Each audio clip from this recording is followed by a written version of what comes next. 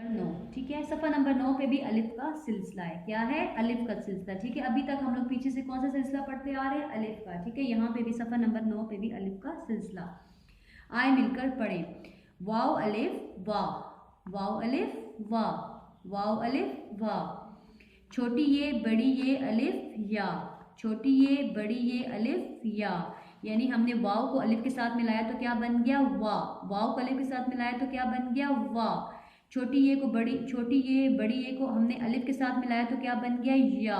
वाह या, वाह या, ठीक है। अब देखें, वाव अलिफ वा लाम अलिफ ला वाला, वाव अलिफ वा लाम अलिफ ला वाला। जब हम लोगों ने वाव अलिफ वा को लाम अलिफ ला के साथ मिलाया तो क्या बन गया? वाला, वाला। वाव अलिफ वा लाम छोटी ये ली वाली, वाव अलिफ वा लाम छोटी ये ली वाली। वाव अलिफ वा लाम बड़ी ये ले वाले।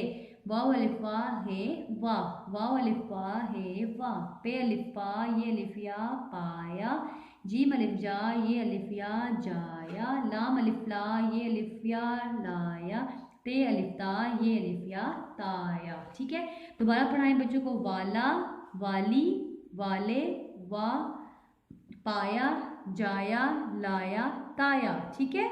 आपने बार बार बच्चों को पढ़ाना ताकि बच्चों को आ जाए, समझ आ जाए, ठीक है। उसके बाद है नीचे आपने बच्चों से पूछना है मकड़ी क्या बुनती है, ठीक है। मकड़ी क्या बुनती है, जाला या हार? जो सही है उस पर आपने टिक करना है, ठीक है। बच्चे से फिर पूछे मकड़ी क्या बुनती है, जाला या हार? तो बच्चे बोलेंगे जाला, ठीक है। तो जाला पे आप लोगों ने टिक कर देना। उसके बाद है शेर कहाँ रहता है, बाग में रहता है या गार में रहता है, ठीक है। बच्चों से ये भी पढ़वाएं। बे अलिफ बा गाइन बाग, गाइन अलिफ गार रे गार। ये वाला जीम अलिफ जा लाम अलिफ ला जाला, हे अलिफ हा रे हार, ठीक है। शेर कहाँ रहता है, बाग में रहता है या गार में रहता है, ठीक है। गार में, यहाँ पे आपने इसको टिक कर देना, ठीक है।